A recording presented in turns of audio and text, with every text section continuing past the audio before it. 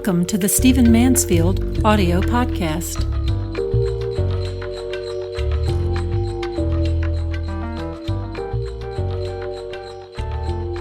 So if you've been paying attention to the news in recent weeks, you've probably noticed that there's been a big controversy about birth control. The Roman Catholic Church, what some folks call Obamacare, or our national health care policy, and just involving every kind of situation beyond that, like Rush Limbaugh calling a Georgetown University girl a slut, and the testimony of religious leaders and all kinds of things.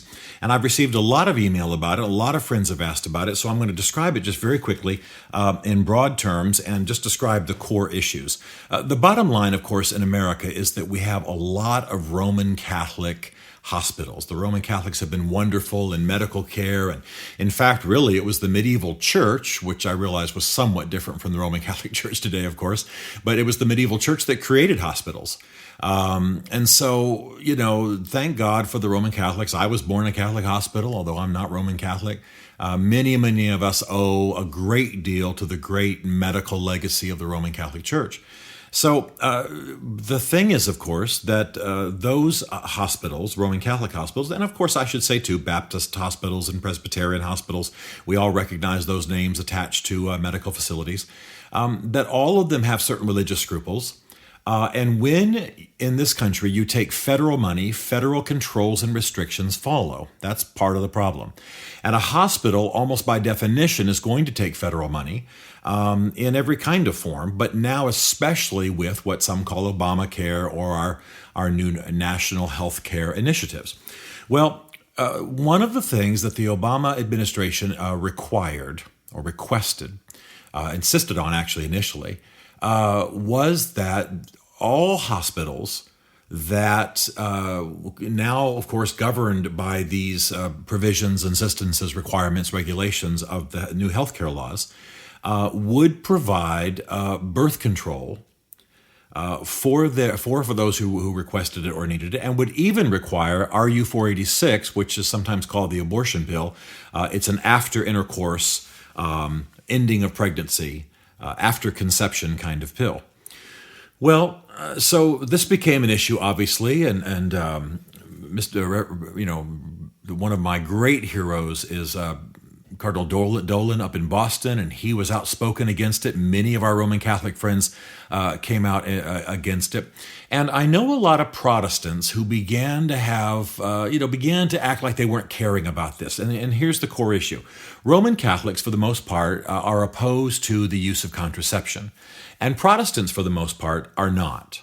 I don't mind telling you right up front, I have no problem with contraception. I think it's fine. I think that God gives us certain processes, and we don't want those processes to come to their full fruition. We need to do something that's moral, to stop them. If you don't want to have babies and you do want to have intercourse and you're married, well, then, you need to use birth control. That's just how it works. And as a Protestant and as a former pastor, I have absolutely no problem with birth control. But our Roman Catholic friends do. So even though I disagree with them, I recognize that this is a religious value for them, and the issue becomes not whether I agree with them or not, or you perhaps as a Protestant, or perhaps as some non-Christian religion, or perhaps as an atheist disagree with them. The issue is, in America, should a religious organization be required to do something contrary to its faith? You understand that this is not just something that Roman Catholics kind of prefer people wouldn't do. This is actually a sin in the Roman Catholic belief system. This is actually wrong. So during the same period of time in which Barack Obama, our president, apologized for the accidental burning of Qurans in the Middle East and expressed great respect for the Islamic religion, as he often does, as one of the world's great religions, that's fine. The fact is that he then cut across the preference of millions of Roman Catholics in America and, of course, the Roman Catholic Church as a whole. Now, I think the issue is going to be that eventually, probably, religiously based hospitals are going to have to move away from taking federal funds if this kind of federal control is going to follow them, follow those restrictions.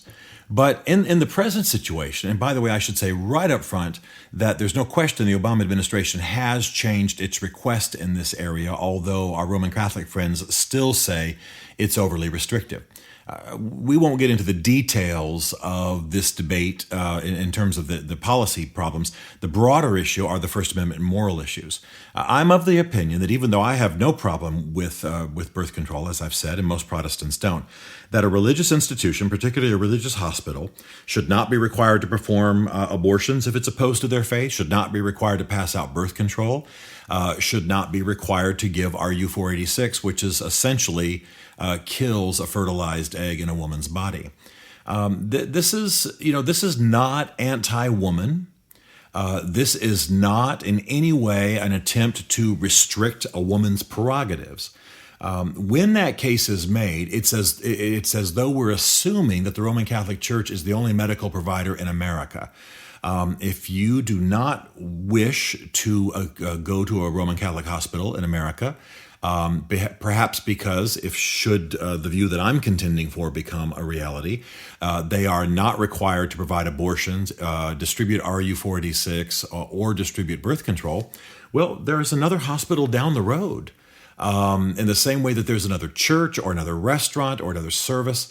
I don't believe that anyone is trying to be anti-women's rights, that anyone is trying to be in any way anti-women. Now, unfortunately, and I'm going to talk about this in another podcast, some of the things that have been said about some of the women who testified, Rush Limbaugh going off in this situation, have bloodied the waters or made the waters murky in this matter.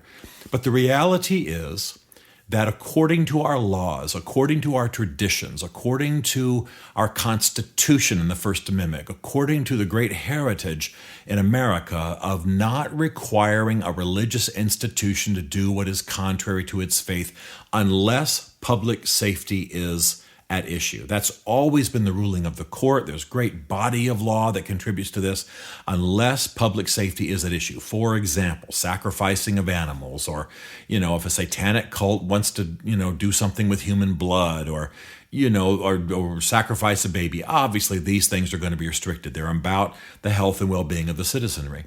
But to not require a Roman Catholic hospital, or perhaps a Baptist hospital, to distribute RU-486, commit abortions, or provide birth control is within the grand tradition of American culture. It's in the specific tradition and the specific rulings of the court through the years.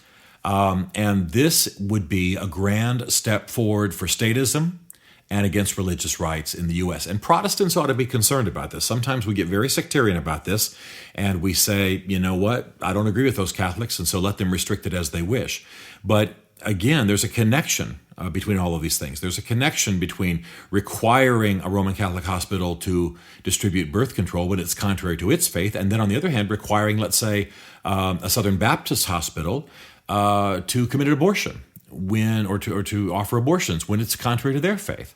So the line needs to be drawn very quickly. No religious institution should be required to compromise its own faith and values simply because it provides medical care.